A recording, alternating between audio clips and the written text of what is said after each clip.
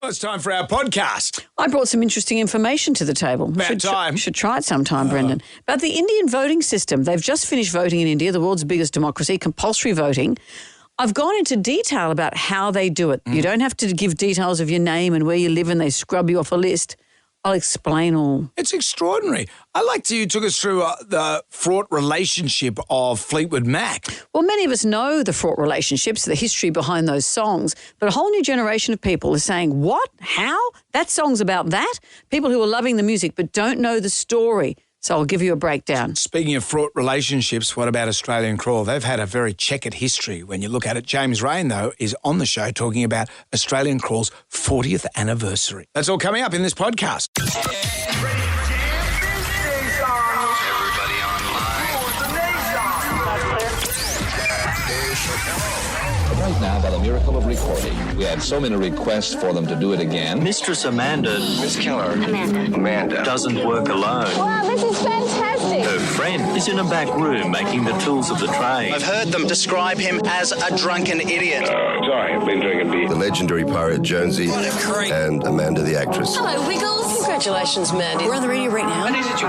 Jonesy and Amanda, you're doing a great job. You have no empathy for anyone but yourself, you giant tool. Now's the time to hear good radio. Sorry, a bit of a tongue twist there. Jonesy and Amanda are here. It's showtime, a-holes. We're on the air. Top of the morning to you, Mrs. Muntz. Hello, how are you feeling after our lunch yesterday? I feel great. I feel really good. I feel good as anything. Oh, good, because I left early-ish because I've got a big filming TV thing today. Yep. And I thought, look, I'll have lunch. We had great ratings yesterday. That's why we went to lunch. We did. And we get about 8 ratings a year. It's like having your homework marked, and we're very grateful when we do well. When we don't do well, we go, oh, well, them's the breaks. And we still have to come in and do the job, so there it is. But it feels great when you do well. And I always feel uncomfortable talking about how well we've done in the ratings because, and then everyone else does it. Hadley bangs on about how great he's done it, so, fair enough. Yes. And I just noticed the newspapers, none of the newspapers mentioned Which is good. that we had the best one that we've had ever yesterday. But anyway. We often think, though, it's good that they don't mention it when we have a tanking. Oh, yeah, that's the other thing. Remember that time years ago we had a massive, massive tanking and in the newspaper it said, things are looking good for the dynamic duo, but we'd had the worst result and it had Mike Carlton with his cranky face. And he'd gone up and we'd gone down. And people came up and said, congratulations. It was because the picture showed us celebrating. That picture was taken 3 years before. Funny. So it's all swings and roundabouts. So we went and had a lovely lunch with the team yesterday, and I phoned to see how you were going. I was home and I'd done a whole lot of stuff I had to do. And you go, I'm heading off now. Well, then you went to the pub. I thought I'd drop in and see your son at where he works, but he wasn't there. No. He wasn't there. So They'd cancelled his shift because there's no one anywhere anymore. I walked into the pub and the barkeep was happy to see someone in the bar. And he said, what would you like? And I went, Didn't want to disappoint him. I said, give me a schooner of old. Oh, that'll be nice. So I had a schooner of old. Sitting on your own. Yeah. Like a Darrow. Yeah. I thought I can't drink this all here. So I just walked off. Left the beer there? No, I took it with me. Walking through the streets, drinking a schooner of beer. Yeah. Like the good old days. That's great. I sat on the train just drinking a schooner of beer. It's just, that's how society should be. Yeah. That's how society should. And not one person noticed that I was doing it. How do you know? Not one person said anything. I don't think anyone noticed. I think I fly under the radar. I think it's quite a skill. It's almost like an invisible cloak. I like it. When you're drinking a beer on the train. And no one noticed. Okay. Yeah, and the Well, it was a Nazis great didn't come day. and find me or anything. It was like a that. great day. Congratulations to our team. Team success. It was team success. We have an action-packed show today. We've got a bunch of guests coming. We've got Adam Hills joining us a little bit later on because Spicks and Specs is on. Also, James Rain is coming back because Australian Crawl, he's doing this whole Australian Crawl show. Imagine the back catalogue of Australian Crawl. What a show that will be. What's your favourite Australian Crawl song? What do you like? I like Things Don't Seem. You know the song Things Don't Seem? Yeah, I like that It's song. hard to sing. Things just don't seem to be going right. Now, we should just play that. Do it. Well, what's up? Jim Ray? Hey. How are you, bro? All right. What song are we starting the show with? I've got Dangerous Single Version by Roxette. Okay, well, is the world going to spin off its axis if we moved Roxette for Things Don't Seem? Let's play it. What about we just don't tell anyone, we keep our pie holes shut? We're under the radar drinking a beer on the train. This is a ball-tearing song. We're going to put that on. We're going to play the Magnificent Seven. 13 WSFM, if you'd like to give us a call, it's 6:07. Heading for 20 degrees. Right now it's 11. Hit it, Ryan. Jam Nation. So let's get into the Magnificent Seven. 7 questions. Can you go all the way and answer all 7 questions correctly? If you do that, Amanda will say... Does anyone mind if I crack open an egg? I'm just worried about how many eggs you have in that bag. That's all. It's one a day. I don't store them in there. I don't lay them in there. Jay is in Blacktown. Hello, Jay. Hi, Jonesy. Hey, Amanda. How are you? Very well. Here's question number 1. The common brush tail is what kind of Australian animal? Possum. A possum. If you're falling in love, Jay, and feel a nervous energy in your belly, what insect is said to be flying around your stomach? Butterflies. Butterflies. Yeah. Have you got butterflies in your stomach, Jay? Always. You couldn't have them all the time. No, it'd be no fun if you had them all the time. When they come, they're exciting and wonderful. Jay, I think you should consult your doctor. That could be something. Maybe you have actual butterflies in your stomach. Could be a thing. A couple of pupae. Question number 3, what's on the box? Television. I'll turn the box on. All right, Jay, what TV show has this theme?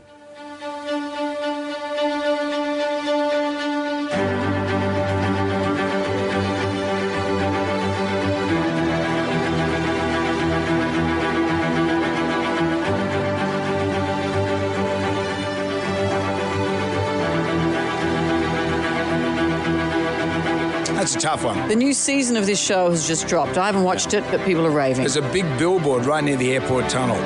Do you know what the show is? I wouldn't have a clue. I don't drive anywhere near the airport.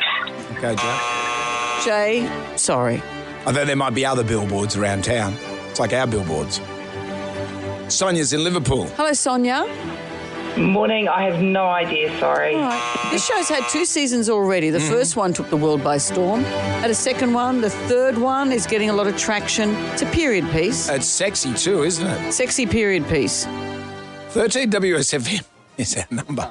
Okay. Okay, Brendan. Okay. How old are you? 5? You're the one that said You know, can I say anything in here without you giggling like a schoolboy? Well, can I do anything in here without you producing an egg from your bag? Why don't you call us and play the Magnificent Seven? Jonesy and Amanda. Jam Nation. Podcast. The Magnificent Seven. We find ourselves bogged down at question number 3. It's what's on the box. Television. I'll turn the box on. Anthony's in Borkham Hills. Anthony, we've given a number of clues. We're about to play a TV theme for you. This show has just dropped, I think, season 3. Period drama, pretty saucy.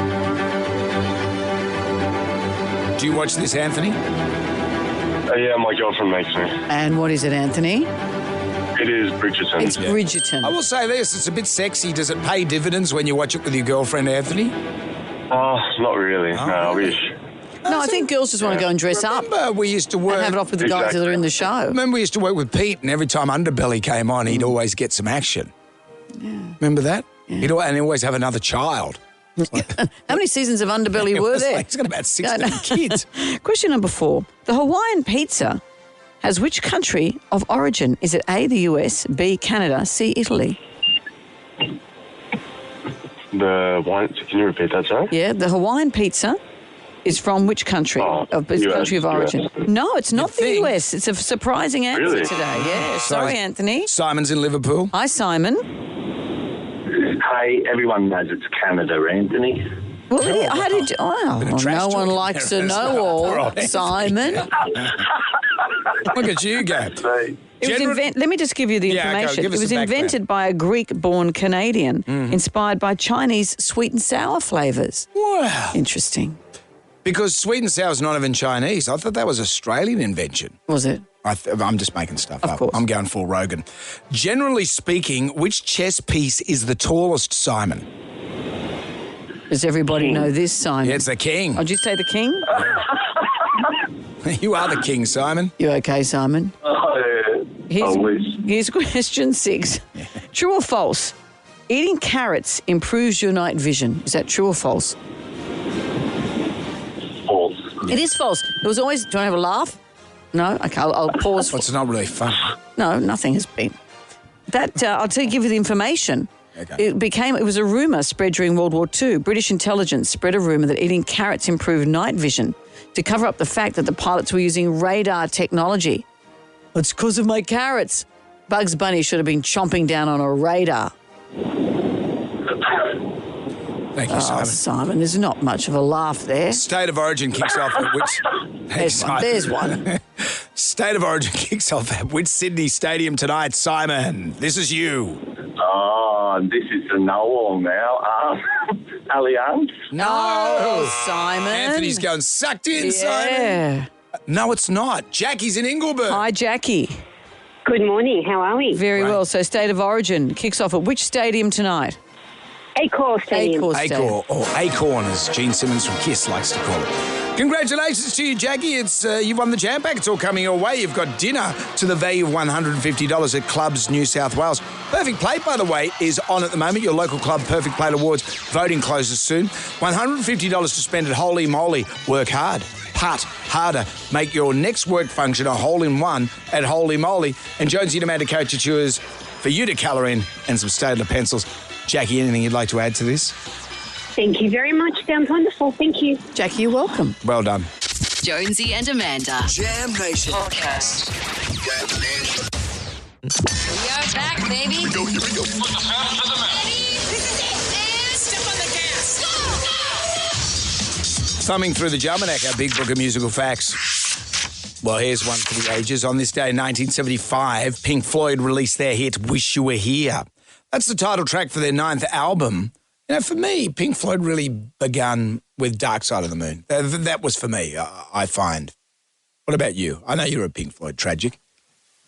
What do you mean it began with Dark? Is that when you first got into That's them? what I sort of... And is that later than this or earlier than this? The Dark Side of the Moon was before Wish You Were Here. Right. My point is, and Pink Floyd tragics will say, oh, what about the early days with Syd Barrett and all that sort of stuff? I think when Syd Barrett left the band got better. Syd Barrett, of course, had a mental breakdown. And Did he? They sacked him. Right. Roger Waters recently revealed that the song is partially based on a poem he wrote about Syd Barrett's break from reality. It's like Wish You Were Here. And I do wish he was here. And I mean, he's partly what that song's about. And Shine On You Crazy Diamond is just completely about Syd. We'd been to a meeting at the Capitol Tower in Los Angeles. And Syd and I were walking down the street after it. And we stopped at the traffic light at Hollywood and Vine in Los Angeles. And he looked at me and smiled and he said, it's nice here in Las Vegas, isn't it? Well, we were in LA. So he already had no idea where he was, even like that. Then his face darkened and he looked down at the ground and spat out one word. People. People. Right. That's so Syd. So Syd. We'll just get you out of the band. So what song was inspired by that? Wish You Were Here. I'm here. Where are you? You're sort of saying you're here, but you're not here. Yeah, we're just two lost souls swimming in a fishbowl year after year. Jam Nation. It's Pride Month in the States, which has riled up a lot of MAGA supporters. What's Pride Month? Well, what do you think? It's like Mardi Gras. It goes for a month and it's supporting trans, it's supporting LGBTQ. It just feels like it's Pride all the time these days. Well, maybe I'm it should not against be. it or anything. Maybe, but this is a reminder. Well, look, America's going backwards, so maybe this is a reminder that none of this stuff is set in stone. So you have to remind people of their rights, and that's what Pride Month is doing. Nail your colours to the mast. Absolutely. Your fabulous colours to the mast. So Katy Perry has responded to Pride Month in a really fabulous way. Do you remember Harrison Butker? He is the Kansas City Chiefs kicker. That's his job. And he recently gave a speech at a university's graduation, and he riled a lot of feathers by being old school conservative. Here's a snippet. For the ladies present today, congratulations on an amazing accomplishment. You should be proud of all that you have achieved to this point in your young lives. I want to speak directly to you briefly because I think it is you, the women, who have had the most diabolical lies told to you. How many of you are sitting here now about to cross this stage and are thinking about all the promotions and titles you are going to get in your career? Some of you may go on to lead successful careers in the world, but I would venture to guess that the majority of you are most excited about your marriage and the children you will bring into this world. I can tell you that my beautiful wife, Isabel, would be the first to say that her life truly started when she began living her vocation as a wife and as a mother. Good on you. And your problem with that? Yeah. Where do I start? Well, here's where Katy Perry fought back. She has altered his speech to say this. For the ladies present today, congratulations on an amazing accomplishment. You should be proud of all that you have achieved to this point in your young lives. How many of you are sitting here now about to cross this stage? I would venture to guess the women here today are going to lead successful careers in the world. I say all of this to you because I have seen it firsthand, how much happier someone can be supporting women and not saying that the majority of you are most excited about your marriage and the children you will bring into this world. The road ahead is bright. Things are changing, society is shifting, and people, young and old, are embracing diversity, equity, and inclusion. With that said, I want to say Happy Pride Month to all of you, and congratulations, class of 2024. Brilliant. I don't always support doctoring people's audio, but I'm 100% behind that. Well done, Katy Perry. Jonesy and Amanda's Jam Nation podcast. The world is going to have 3 really big elections. I mean, India has just completed its big election from April to June. That's how long it takes for everyone to vote, because there's 960 million people who are eligible to vote, and it's compulsory. England's facing an election, as we know. America's facing an election. Lots of anxiety about AI and making sure that you should be voting. In America, it's not compulsory. I find that weird. I think you should be forced to vote. So therefore, if you're going to whinge, you say what you had to say. Well, I think it goes against America's whole civil rights. You know, they get bent out of shape about the civil rights. So you can't tell me what to do. Don't tell me to vote. So I know, but then they whinge and complain. And did you vote? No. Yeah, the American electoral process, I do not understand. Well, I tell you how they've been doing it in India for 70 years. When they first had their democratic elections back in 1951, I think it was, 1951, and they worked out how we're going to check whether people have voted or they're voting twice or haven't voted, whatever the story is going to be. They realised that they didn't have a systematic system of registration of births. Lots of people were on the move. There were lots of refugees, millions of people just without papers. So what they did then, and they've done it ever since, they have elections every 5 years. If you go in to vote, they dip the end of your finger or they just swipe it with indelible ink. Oh. The same system has been used since they've had democratic elections for 70 years. It's quite extraordinary. So all the ink is made at one place. They make 2.5 million ink vials in order to last for those 3 months. Each vial contains about 100 mils of ink. So one company does this, and it's a source of pride to Indians to hold up their finger and say, I voted. Yeah, right. And whether you're a Bollywood star, whether you're a politician, whether you're someone from the lowest caste, whether you're someone who works down the road and has barely enough to rub 2 cents together, everyone shares that they've voted by showing their finger, and it lasts for about 2 weeks. So it doesn't go away? Well, it lasts about 2 weeks. And they say that this is also a good thing. The first days of polling, people check each other's fingers and say, have you voted, have you voted? And all the big influencers in India will say, look, I've voted, your turn to go and vote. It's a lot of peer pressure because you can see if someone has completed the process. Yeah. Well, it'd be great to be the people who make that ink. That's all they do is they produce that ink every 5 years for this election. So they make ink for anything else? No, this ink is only used for this. This indelible ink is used for the voting system. You know the little dot on the forehead, is that the same thing as well? The same ink, people? Because that lasts for a long time. That's a different thing. That's a religious... Yeah, I know, but I'm just talking about practicality with the ink. Do you have to top it up every now and then? I don't think they do it with a pool cue, if that's what you're asking. I don't know how that's done, but this ink is used only for elections. I find it's very down home here when we go to vote and there's a guy or a lady with a list and then... I know. And they yell your address out. Are you Brendan Jones at 21 Sexy Street? It's not done that's right, in front of everybody. It's not done and sadly, no one's chased you up. It's not done electronically, so you can go to another suburb and say, oh, can I vote? But who would vote twice? Well, people who are desperate. Yeah, of course. Of course they would. Is that where we're at now? Well, yeah. To make up for someone who's not voting. If you care enough about a candidate, you would. So this way you can't do that. But maybe we should take up the finger policy. The indelible ink. Yeah, I like the idea. In Australia, it would be maybe a smoking nicotine stain. The yellow stained fingers. Have you voted? No, just smoking. Jam Nation.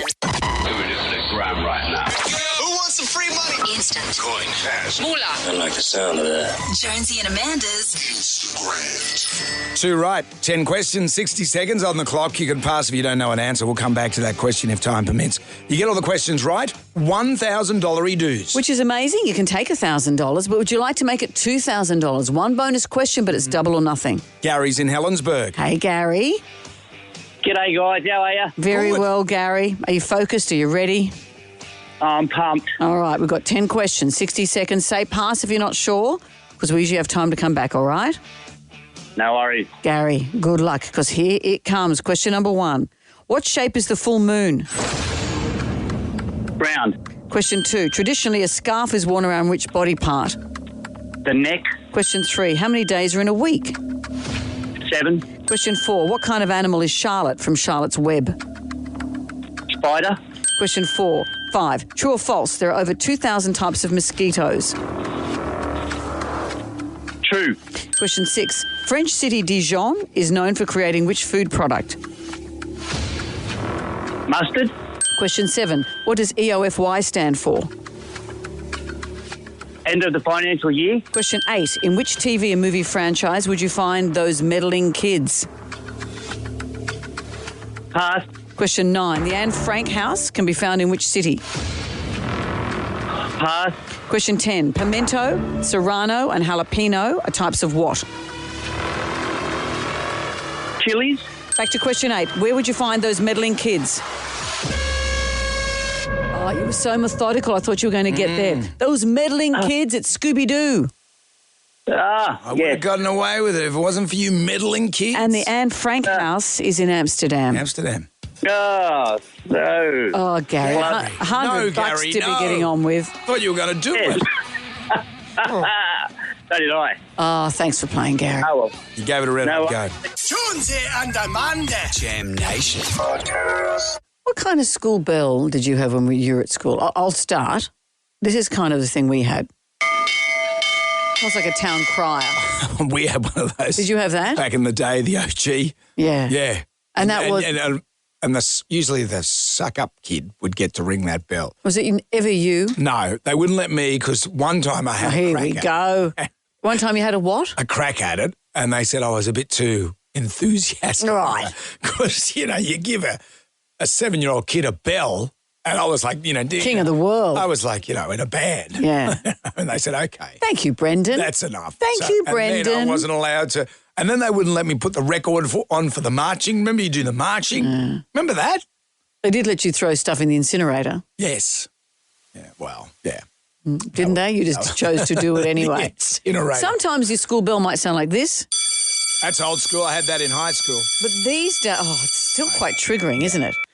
These days, these days, schools are using music. And I know this, they play a snippet of music and sometimes the kid gets to choose the music. Yeah, you hear Happy by Pharrell Williams. Yeah. Come on, kids, time to get in, all that kind of stuff. Yep. Ramsgate Public School has been playing this. Patiently waiting for someone I ain't never seen before to say he's a captain of men, but ain't believing our love. From the land of the white skin, he's self-righteous, a murder without license. With the spear, I'm the nicest. So that had happened and the kids are okay, time to go into school. That song was chosen for Reconciliation Week. It's a song by Bagi. I'm not going to pronounce this correctly, I don't think. He's a First Nations rapper. His name's Birds, and the song is called Bagi Lam Bagan. I apologise if I haven't pronounced that correctly. It does have the lyric in it that Captain James Cook was a murderer without a licence. Oh, okay. And some of the parents have got wind of what the words are. Yep. I don't know if I believe this. It says here. Couldn't they just go with go and a solid it says here. What? Why can't we just go with solid rock goanna? Like all Indigenous songs are the same. No, it's a crowd pleaser. It's a crowd pleaser. One of the fathers has said that his kid came home from school saying, "Dad, was it wrong to be white?" I don't believe the kid said that for a second. But anyway, here's where we are. There was a protest about the song. They're now no longer allowed to use the song. Oh. And Chris Minns said this in a press conference yesterday. We just had a traditional bell. I don't know what you guys did. So maybe we go back to bells. Now, Minzy, I find more and more is just the voice of reason. Why don't we just go back to the bell? I think it's a shame. I like the kids' school. Let's help them express themselves. I like the idea of music. That may not have been the most appropriate song. I accept that. And that song is great. Just go back to the bell, you think? Just go back to the bell. You know, everything's fraught these days. Can't we just go back to the bell? The bell is easy. The bell, the school Do you bell. want to have another? You just want to have another go of ringing it? I want to ring the bell. You know, my brother stole the school bell. When? At school? When he was at when school? he left school, years after he left the school. Why would he do Him that? and his mate are coming back from the pub and they've walked past the school and they used to just leave it at the front of the school.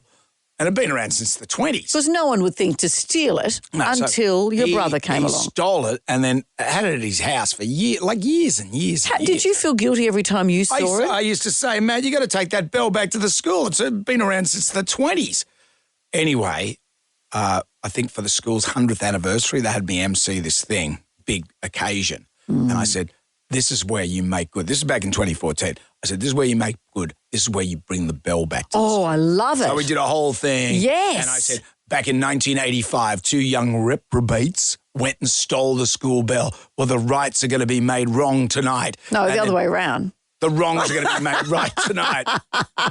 And then Matt walked through the crowd and he was wearing a full balaclava, ringing the bell. Nothing alarming about that. And people That's thought it, freaky. Actually, that would have freaked people right out. People thought it was the Grim Reaper. The home ice cream man had joined the IRA. Ding, ding, ding. He's through there and he presents the bell to me and everyone's, Did he stay anonymous so no one knew? Then I said, then you're supposed to bugger off out the back. Then he just goes and sits at his table and takes the balaclava off. He is not a showman in any sense. Did you have another ring of the bell? Yeah, I had a crack at it. Oh, bet you did. Of course you did. Still, they said I was a bit too much.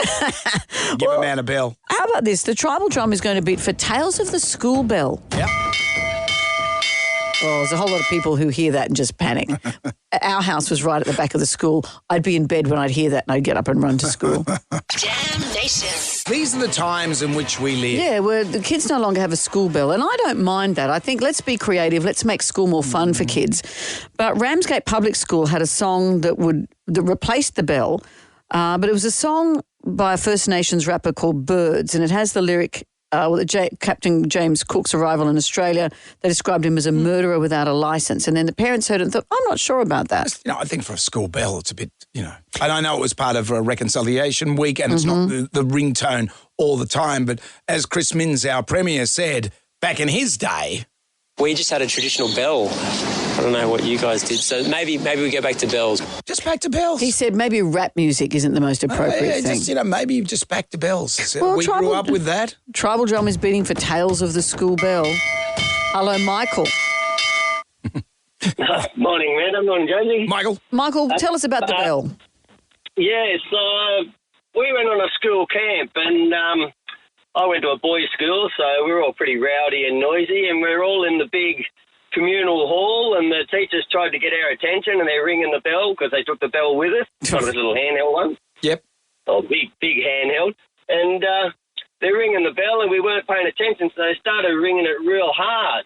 And the little knocker in the centre of it flew off, cracked one of the boys in the head, flattened him, split his head open. There's just blood going everywhere. And, yeah, definitely got our attention. Yeah, wow. Sure. Wow. Is that what it's called, the knocker? There's something, there is a name for round that. thing. In the wow, that was full drama. Yeah. Yeah, it definitely got our attention. That's I bet. Yeah. You had a headache and a half. Nairi is with us as well. Hello, Nairi. What happened with the school bell? Hi, yeah, this is Anzac Day at a school, Anzac Day at a school, and 1 minute silence, and all of a sudden we're hearing, here's a little song I wrote. You might want to sing it note for note. Don't worry. Ollie McFerrin. Be happy. So that was your school 1 minute bell? silence. Yeah. That was their school bell, and they hadn't turned it off on the public holiday. Oh, no. Yeah. So that would just rung all. And people scrambling to get into the school office to turn it off. Beryl, get in. Get in. Where's the key? I don't know. Brilliant. Where's the key? I love it. We're going to take more of your calls. Tales of the School Bell. Jonesy and Amanda. Jam Nation. Podcast. You're live on the air. Live and kicking. It's a great day to be alive. A school has got the world of social media into a meltdown with its choice of the school belt during Reconciliation Week. They chose rapper Birds' song Bagi La Bagan. I hope I've got that right. Well, they were saying that they hadn't really listened to the lyrics, which contain the words that James Cook was a murderer without a license. And so here it is. For someone I ain't never seen before to say he's a captain of men, but ain't believing our love. From the land of Good song. He's self-righteous, a murder I can see why people were concerned about the lyrics. It's not an appropriate lyric for the school. I appreciate that. For a school bell. No. And back in our day, when I first started going to primary school, I'm that old, we had the old school bell. Yeah, me too. And then later on when I went to high school, you had the more industrial one. Curiously, Gemini Rye, what did you have back in your day when you went to school? We actually didn't have a bell.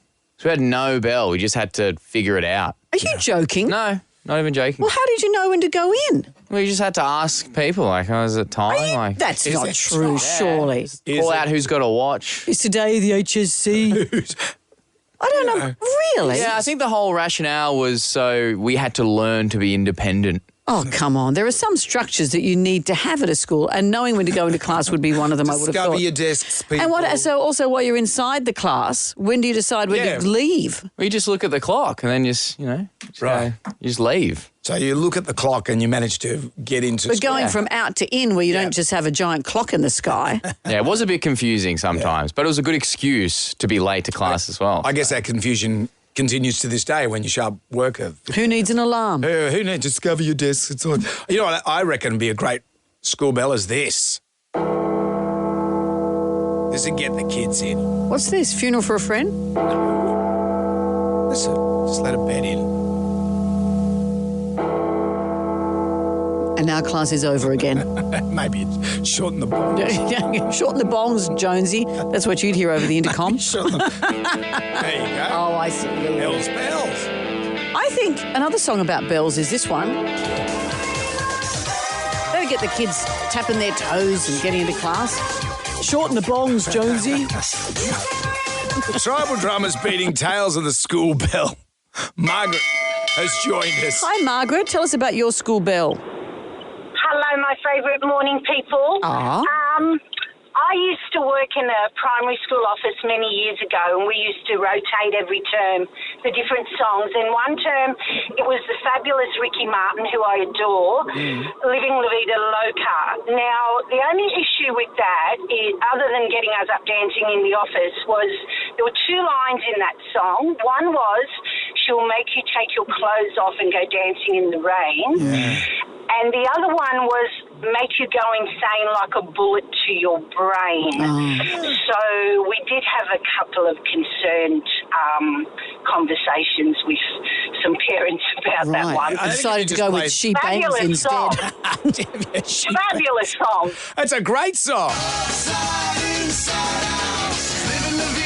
I think if you just play that, okay, I'll say this to schools. Go with the hook of the song, okay? Yeah. If you're going to do this, if you're going to be all like, hey, man, just go with the hook of the song. Before anyone hears what the lyrics just actually go are. back to the old school bell. I'm still pushing for She Bangs. Thank you, Margaret. Thank you for all your calls. Jonesy and Amanda. Jam Nation Podcast. Let's get on down to the Jonesy and Amanda answer the pub test. Switching footy teams, does it pass the pub test? Homola Olakawatu's dad, Ofa, is going to switch allegiance for State of Origin. He was a Queensland supporter, and when they came to Australia in 1996, he was always a Queensland guy, Queensland.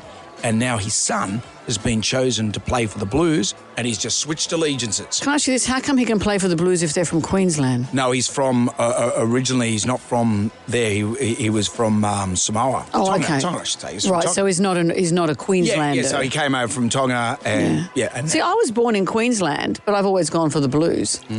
So is my brother, born in Queensland, always goes for the Blues, and he lives in Brisbane, so he's surrounded by Maroon, so he gets hell for that. Yeah. But we were both born there, but you can choose who you go for, can't you?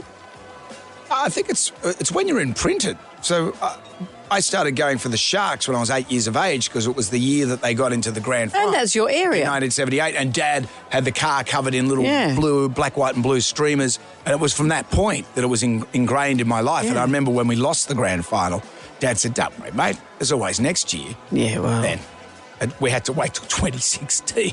That's why it was a big deal. Interesting how people choose their clubs. I remember Andrew, I think he chose Souths. He grew up in Wentworth. Andrew Denton. He grew up in Wentworth Falls, but he chose Souths because the year he started to love football, they were the big team. Yeah. And so there's 1,000 reasons why you choose your team. Is it okay to switch allegiances, though? My daughter-in-law used to be a South Sydney supporter and recently has flipped allegiances to the Sharks. Well, now she lives because my there. son is a Sharks man. And I said, well, I don't know if you can, not the first time a Bunny supporter's flipped and flopped. That's our running joke. Is it all right to switch, though? I mean, clubs go through bad seasons, not just for the players, but sometimes the culture can be toxic. Yeah. For lots of reasons people choose not to support a club. I know a lot of people that supported North Sydney Bears, for example. They couldn't support anyone else after the Bears were ousted from the league. They can't support anyone. Now they're supporting hockey. I mean, what do you do? What do you do? So let's put it to the pub test. Switching footy teams, does it pass the pub test? Jam Nation. Well, what can you say about Australian Crawl that hasn't already been said? What about a list of banging songs? Beautiful people. Errol. What about this one? Oh, no, not you again. Or our favourite. Always hard to sing along to. It's been 40 years since Australian Crawl debuted their first album. James Rain has gathered the troops to hit the road for a national Crawl File tour. That's not easy to say. James, hi. Hi, good morning Here to he both is. of you. So you're going to do all these fabulous greatest hits. Yes, we are. And in gathering the troops, not the actual original. No, I understand. My band. Yes. That have been playing forever. But yes, we're going to be playing all those songs and more. Yeah. And more of those sort of songs. Just it's all crawl. All crawl all the way. It's not easy to say. Practice saying Crawl File tour. Yeah. Crawl File tour. All right, Yeah, show you can off. do it. Because actually. There was a little bit tricky if you don't mind. There was a great article in the newspaper, and I always think about you guys because it's 40 years of Australian Crawl. It's been 40 years. And in those early days, you would have thought, well, the world is all of ours, but the band was, it was acrimonious. You had death in the band. Like you had it was a hell, 2 deaths in the band. Yeah. And it's been a hell of a journey. Do you think now, whoa, no one told me there'd be days like these? No one did tell me there'd be days like these where I'd be doing this all those years later. But I'm glad I am. And it's good. It's better now. I mean, it is better now. It's just better to do. It's easier touring. We tour better. We play better. It's a better band. Mm. With the greatest respect to the two who aren't with us anymore. Of course. And they were the two sort of, major ones. Not that anyone wasn't as major. But someone writes another book about me. But we were talking to Jimmy Barnes the other day, and they're doing, their 50 tour. Yeah. But he was talking about how some of the songs hit differently now he's older. Do you find that, going back to this material, now you've had that wealth of experience, do the songs feel different? Yeah, some of them do.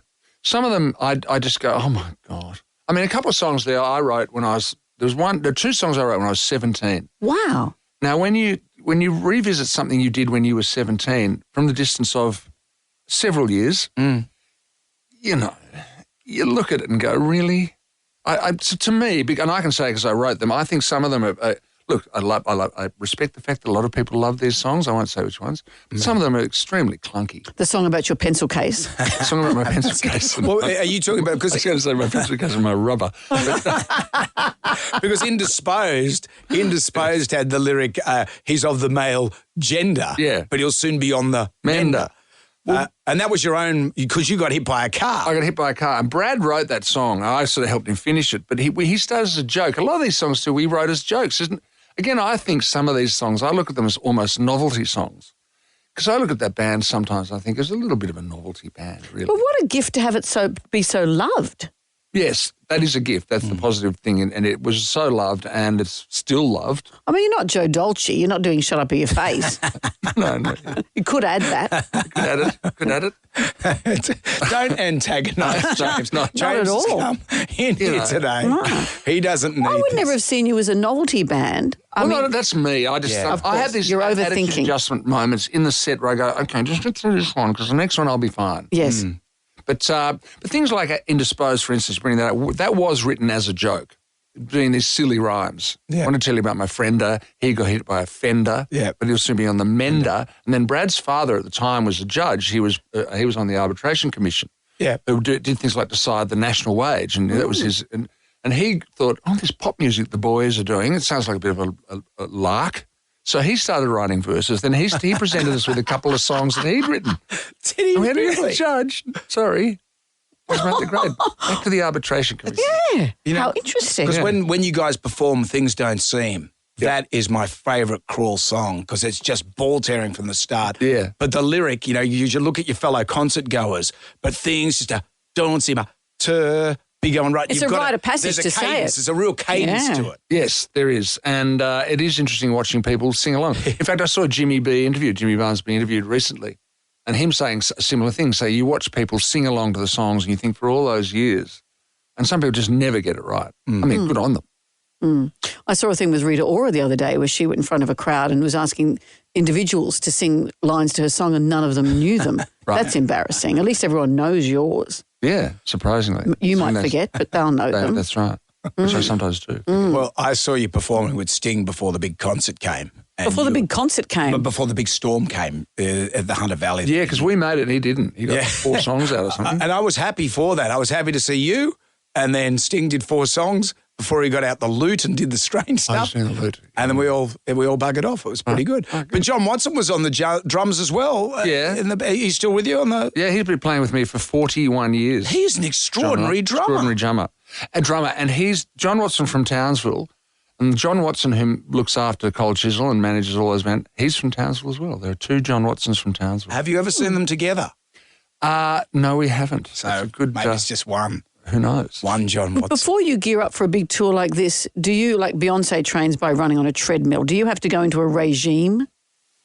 I do a regime anyway. I run and I swim, so I keep fit. Yeah, look at I do keep fit. Do you have to be careful you don't get a cold and all that kind of stuff? You really watch yourself. With the singing thing, you really do watch yourself. And I don't talk much on gig days. I try and not no to. pashing? No pashing? Well, it depends who's around to pash. And if they've been given a clean bill of health. I think we've got to wrap this up now. Why did that come up? No pashing? Well, just thinking because you can't get germs. You can't catch germs. Why the pashing? Okay. Pashing off. Yeah, pashing off, I know what you mean. Yeah, you could get germs. What are you doing on the road in the room? Pashing before the gig. James is going, I know what you mean. Pashing would be good. That might be good, though. Well, just don't want to get germs. Just be safe, James. Worth your embouchure. Sure. How about we just, Ryan and I just leave? Okay. And you guys can... Talk about kissing. Yeah. Okay. James, it's always a treat to see you. It's always lovely to be. It's always nice to see it. It's a beautiful studio. I know, isn't it? The view of this city is extraordinary. Get tickets to see the Crawl File now at jamesrain.com.au. James, it's always a treat. It's always a treat. Thank you very much for having me. Jonesy and Amanda. Jam Nation. Podcast. We're not gonna take it. I want you to get up right now. I feel like I'm taking crazy pills. Go to your windows, open them, and stick your head out and yell, I'm as mad as hell. I'm not gonna take this anymore. Down to the Jonesy and Amanda Arms for the pub test. Switching footy teams as it passed the pub test.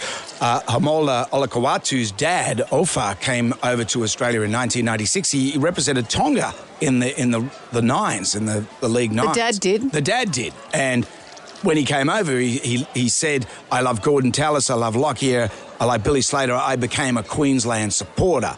But now his boy is going to be running out for New South Wales. And as he said, the community said, his community said, I knew that I supported the Maroons and would often ask, what if your son ends up playing for the Blues? And he said, well, I will go for the Blues. Which he now is and now does. Interesting. Can you swap allegiances? If your son's playing for the team, of course. I was just looking at your family. So Jack and Liam and Harley All Black. Yeah. Liam All Black. Jack and Wallaby. I follow the Wallabies. Interesting. But sometimes you follow a team and then the culture of the team changes. Do you feel like you stay with that team? Can you swap? Some people say, no, that's the one you're dealt and that's what you get. No matter how dire it's got for the Sharks, I've never, ever dreamed of actually not supporting them anymore. No. Well, how do you feel switching footy teams as it passed the pub test? No, if my son played for New South Wales, I might think about it. Absolutely. The reason for that is, why should supporters remain faithful when players change clubs in the same way that they do their underwear? So it's impossible now to stay loyal to a club. My son and husband years ago kept picking on Wally when they were playing. So I started from then following Queensland. So I'm the only one in the family that follows Queensland, but go the Maroons. Yeah, of course it does. I was a New South Wales fan about 33 years ago, and then all of a sudden there was something about Queensland I liked with Sam Backo, and I just love Queensland there. I'm not switching teams, but I'm adding a team. I'm a full-on Rooster supporter, but Craig Fitzgibbon now coaches the Sharks, so I liked him as a player, so I guess I'm going for that team as well. No, you don't do it. The only exception is if your kid is playing for New South Wales or is playing in NRL and changes their team to another NRL team. Other than that, it's not on. When I was 7 years old, I used to be a Rabbitohs supporter. And then when I moved to Belmore, I became a Bulldogs fan. I've been a Bulldogs fan now, nearly 60. Yeah, it is okay to change if you feel like it. Sometimes you change girlfriends or wives. Sometimes you do. Remember Morgan Like the players do. When we had Morgan Turanuri on the show, his dad's an All Blacks supporter. Yeah. Morgan's playing for the Wallabies, and there's his dad in All Blacks. He's dressed as an All Black. Jersey in the crowd. Yeah. Dad. Some strong opinions there, like it. It's a strange old game. Jonesy and Amanda. Sam Nation. Podcast. I think most of us of our age know the story behind the relationships in Fleetwood Mac and how complicated they were and how they loved the music so much and what they were creating that they put their personal relationships and differences and love stories to the side. They all had a bit on the side. But a whole new generation are discovering Fleetwood Mac music and the story behind the characters in Fleetwood Mac. So you had Stevie Nicks and Lindsey Buckingham, who are in a relationship from the time they're about 17. Lindsay's invited to join a band that becomes Fleetwood Mac, and he said, "Can my girlfriend come too?" Who happens to be Stevie Nicks, who had been working as a waitress and raising a whole lot of money, doing all that kind of stuff, while Lindsay sat at home in his underpants doing not much. Well, lucky she could sing. Yeah. So when John Lennon said, "Hey, can I bring Yoko?" Right, okay. So there were two of those. There were John and Christy McVie, a married couple as well, and then there was Mick Fleetwood, who was actually married to Patty Boyd's sister, Patty Boyd, who was married to, here we go, George Harrison, and then to Eric Clapton. Her sister was married to Mick Fleetwood. But Patty Boyd is the inspiration for Layla. Yes, and Jenny Boyd was an inspiration for Jennifer Juniper and was a muse to many musicians. They were both these incredible sisters. They must be pretty good at what, Brendan? To be getting that sort of, those accolades. All right, let's move on. She was Jenny Starfish. So at some point... No one's writing a song about her. So within the history of the relationship, just the overview, Lindsay and Stevie are always breaking up. At the one point, then she forms a relationship with Mick, which of course upsets Jenny. And they had 2 children together. They split. Blah blah blah. So it was, and then Christy and John McVie split up. Mess. Through all of it, the band stayed together. It was quite extraordinary. And so when you go back and look at the story of the songs, you can hear all the heartbreak and all the musings in the lyrics. My favourite song in the history of the universe is this one, Landslide. And I saw my reflection in snow-covered So this was written when Stevie was contemplating, should I go back to school and keep studying? Should I continue professionally with Lindsey Buckingham? Should I continue personally with Lindsey Buckingham? Things were in a state of flux, and she decided, I'm going to make a decision for the music. I'll choose the music. So they start to break up. In the midst of the success of Fleetwood Mac, everything's falling apart for them as a couple. And Lindsey Buckingham, this is very interesting, he wrote this song, Go Your Own Way. So they're all singing along, back up things, all of this to the song about him saying, won't you rack off? Right.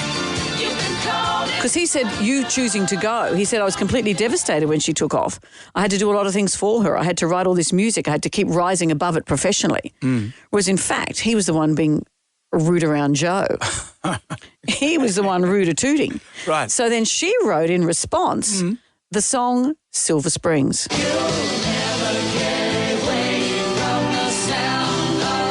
footage that's doing the circuit at the moment on social media is her singing this powerful lyric into his face as they're performing on stage. And the chemistry between them is still there, but it's such a haunting, negative thing.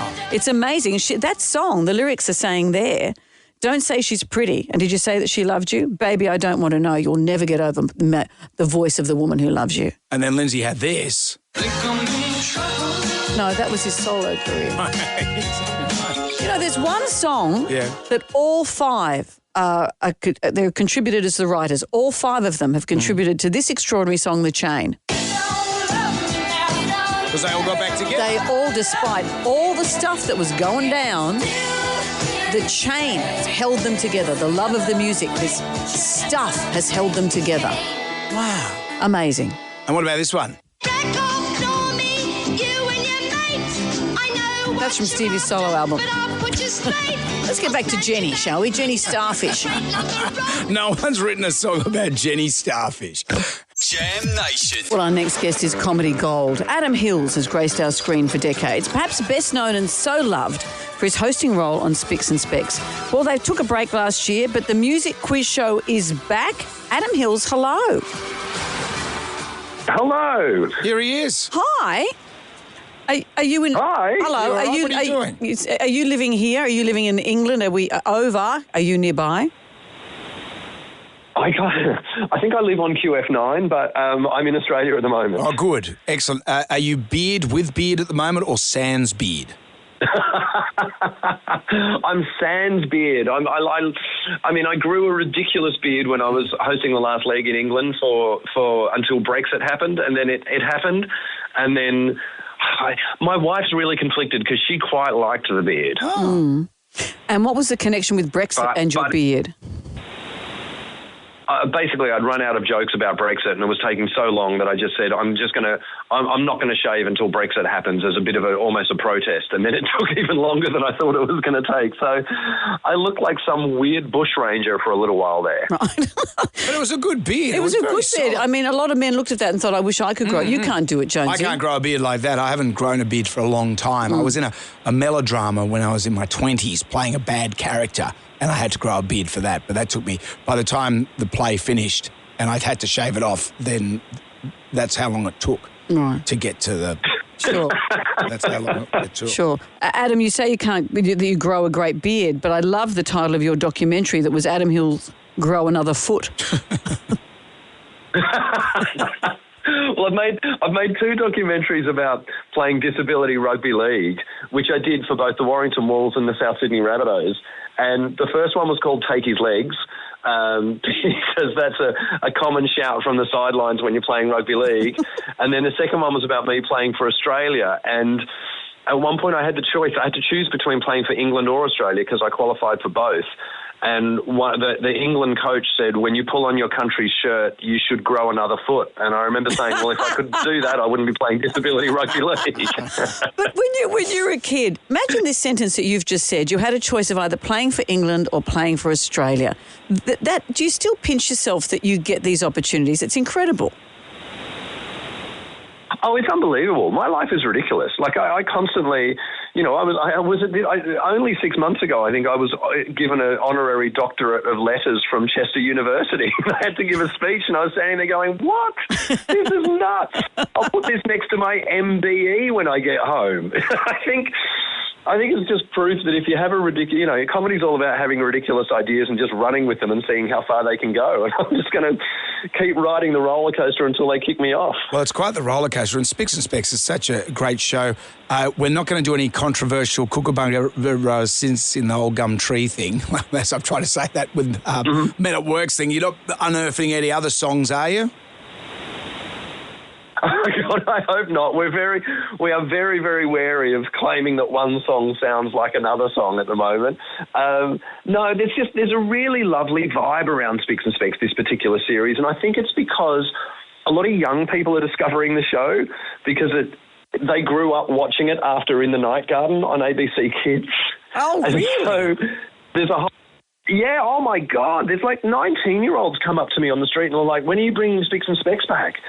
And I look at them and there was one guy and I said, how do you even know the show? And he said, it was the last show I was allowed to watch before I had to go to bed. Oh. So there's all these younger people who grew up watching the show when they were like 5, 6, 7 years old. They're now in their 20s and they're just so excited for it to be back and to be talking about the music that they know about as well. Yeah. And thanks to YouTube and iView, all these shows now live forever. Oh my goodness! Would you believe? So I was just telling someone earlier this year I became friends with, because I did a show with a guy called Mike McCartney, who was in a band called The Scaffold. Saying thank you very much. Thank you very much for your kind donation. Oh, yes. Thank you very much.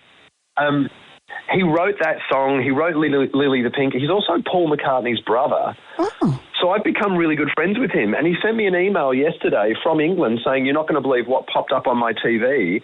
And it was Spicks and Specks. And it was a moment from Spicks and Specks in a TV show called TV's Most Embarrassing Moments. Oh.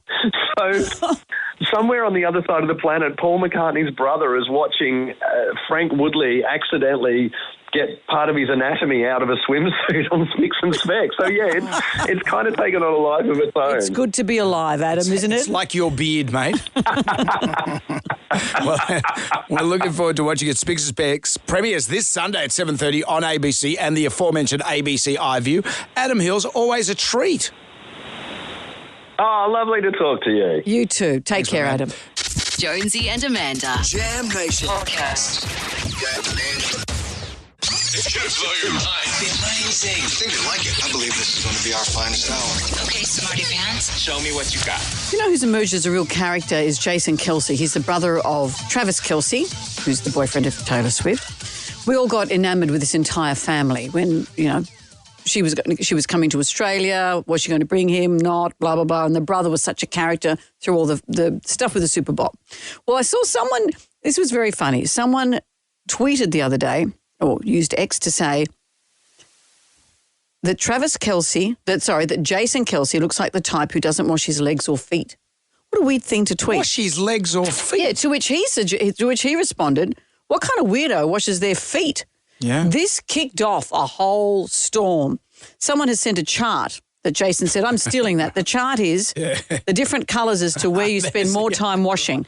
Red under the armpits, red around the groin, and down the bottom it just says water will get it. It'll get it. Gravity and water will get it. Do you wash your legs and your feet? Do you wash your feet? Unless I've been working, might be in the garden, I've got mud that I've got, that's gone into my boots or I'm crushing up some grapes with my feet to make the vino. Right. I hate that in a restaurant, don't they? But that's about it. Well, someone here has said in one of the comments, Christ washed his feet because he's the greatest king ever. To which Jason has responded, Christ washed his feet because he's walking through a dusty-ass desert in sandals. I'd wash my feet then too. He did it for 40 days and 40 nights. Some people say it's disgusting. Others have said, hey, that's what gravity's for in the shower. If you have to bend over to wash a body part, don't bother. Don't bother bending over in the shower. No. Someone here is saying a fun fact. There was a study done when they measured the amount of bacteria between those who actively scrubbed and washed their legs and feet versus those who didn't. And those who actively scrubbed their legs and feet had more bacteria. Well, I think really the only way to work out... It's the work of big soap, I tell you. It's big soap. Wake up, people. Wake up. I think this is a whip poll right there and then. Do you? The arbiter of everything. Do you wash your feet? Do you wash your feet? That's it. Okay, call us right now. 13 WSFM. Give us a call. Do you wash your feet? We'll put on some U2. It's the big stuff. It is the big stuff. Jonesy and Amanda's Jam Nation Podcast. Jason Kelce, Travis Kelce's brother, who is the misso of Taylor Swift, has... been accused of being a non-foot washer, to which he's replied, what kind of weirdo washes their feet? Well, someone said Jason Kelce looks like he doesn't wash his legs or feet, and that's from a site called Big Soap. So they have an agenda, obviously. Yeah. He said, what kind of weirdo washes their feet? And a whole lot of people have joined in saying, oh, yuck, you have to. Others saying, excuse me, that's what gravity does. You wash your crotch, your armpits, and the rest of it just washes down. He mentioned that the good Lord used to wash his feet regularly, but I think other people washed his feet. He outsourced it. He'd get oil and anoint the feet and all that sort of stuff. Did he wash other people's feet? I think it's a sign of humility. Yeah. You go and wash someone's feet. But also back in the old biblical days, they just had the JC sandals. Well, that's what he said. They weren't wearing socks and the KT26s. He said, as Jason himself said, Christ washed his feet because he was walking through a dusty-ass desert in sandals. I'd wash my feet if that were the case too. The ultimate arbiter of things that are right and wrong is the whip poll, and this morning we're discussing this. Do you wash your feet? Helen's in the Oaks. What do you reckon? Yeah. Oh, hi, Amanda and Jonesy. No time for greetings, Helen. Just do you wash your feet? Yeah, I wash my feet. I certainly do every night. I love it because I also massage them because I'm on them all day long. But do you stand up in the shower and do it? No, I have a bath. I have the bath, and I I wash them in there and lather them up and soak in there. All right, Helen, thank you. A little cheeky laugh. How about you, Alex in Hornsby? Do you wash your feet? Absolutely, I wash my feet. What kind of person doesn't want to wash their feet? I even get in between the toes, for God's sake. Do you? So you bend over and wash them with a washer or with soap? I use the exfoliating gloves. Okay. Really? Every day? Yeah. Yep. Yeah, every day. I get in between the toes, wash the bottom of my feet every day. Wow. So you haven't done time, have you, Alex? Oh, God, no. You wouldn't be doing that in the old cell block, would you? Brad's in Hunters Hill. Brad, do you wash your feet? No, I don't. I'm the kind of person that doesn't wash my feet. No. If I've wore the double pluggers and they're really dirty, I'll get down there. But other than that, nah, I don't wash them. That sentence would make no sense to someone living overseas. Akira is with us. Hi, Akira. Morning. Do you wash your feet? I do. I walk around barefoot like everywhere, so I'm pretty big on washing my feet, but I don't bend over. I lift my foot up to me. Right, yeah. You're very flexible. Yeah. Mary's... You've got to be careful, though, in the shower doing that, because shower screens, glass, all that sort of stuff. There's a lot of danger. Dangerous to wash your feet. A lot of danger. Mary's in Petersham. Do you wash your feet, Mary? Yes, I do. I use exfoliating gloves as well, and at least once a week I have a brush that's brush one side and pumice stone the other side to get all the excess skin off the heel and ball of your foot. Wow. You brush your feet, Mary. Wow. How hairy are your feet? What are you, chewing? Jonesy, as a Catholic, you should remember that Christ washed the feet of the apostles at the Last Supper. I should remember that, and I was got guilt for it as well. He did too. His at hands the last before he supper. ate. And then they betrayed him and strung him up on the cross. How outrageous is that? I just washed your feet, you blokes. Well, did he wash his hands after he washed the feet? Because they're eating. Don's in Maryland. Do you wash your feet, Don? Absolutely. And I do it in the shower. I do bend over and sometimes I lift my leg up. But my question is, do you wash your top sheet? It's not being laid on. It's only a cross sheet. Of course you do. So you're thinking that the top sheet is the equivalent of your feet. Even though you don't use it a lot, it needs to be washed. Absolutely. All right. What part of your body is the fitted sheet? And yes, I do wash that, Don. Thank you for asking. Well, I don't know. We're out of step. Most we're people. A bunch of, we're just dirty Manx. We're dirty Manx. Thank you for all your calls. Nothing has been proven here. Jam Nation. Everybody shout! Come on now, sing out! It's time for the Ghoulies get together. $20,000. That's what we've got for our favourite ghoulie of the year. What have we got? What gets my ghoulies is I'm 22 and I tell people my age for whatever reason and they say, oh my God, you're just a baby. No, I'm not. I'm a grown woman. True. You know, I remember people when I was working at the midday show would say the same to me and I go, no, I'm a grown person, and now I do it to people. It's a good reminder. Don't do it. But you're still, it's a great age, 22. I love 22. That's when I started doing this when I was 22. Not this show. No, this radio. You've aged me terribly. What else? Hey, Jonesy and Amanda. What gets my ghoulies is that in March each year we have Earth Hour, where we turn the lights off for 1 single hour to save the planet. But in May and June we celebrate Vivid with lights burning every night for 23 nights straight. How does that save the planet? That's what gets my ghoulies. It's hard, isn't it? No one's saying that Vivid's saving the planet, but what do you suggest? We live in a cave with candles? I know, it's hard. Just the world we live in, my man. Yeah. You just got to, You make a good point, though. We have charity, peace, all that stuff, and then we have war. Well, what the hell? Humans. Wow. The musings of Brendan Jones. It's a calendar, I tell you. It's just, that's what I've learned in my time. Yeah, that's true. Out with the bad and with the good. If you dip out, you can always contact us via the iHeartRadio app. It's 4 to 9. Our favourite caller, email or Facebook friend wins $300 to spend at Hotel Mossman, where they serve sensational steaks and schnitzels till midnight, 7 days. Yum. Jonesy Demand tea towel and fridge magnet coming your way as well. Every morning at 6 o'clock, we play the Magnificent Seven. The quiz is known for its hard-hitting questions, and sometimes its harder-hitting contestants. Is Simon from Liverpool. The Hawaiian pizza is from which country? Country of origin? No, it's not the US. It's a surprising answer today. Yeah. Sorry, Anthony. Simon's in Liverpool. Hi, Simon. Hey, everyone knows it's Canada, Anthony. Well, how did you... Oh, no one likes to know all, Simon.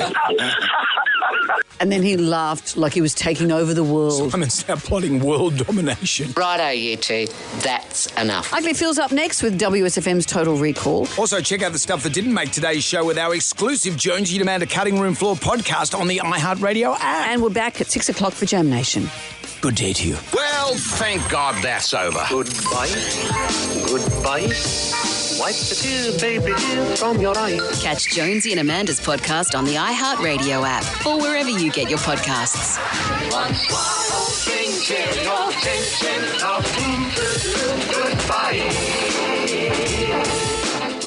Jonesy and Amanda's Jam Nation podcast. Catch up on what you've missed on the free iHeartRadio app.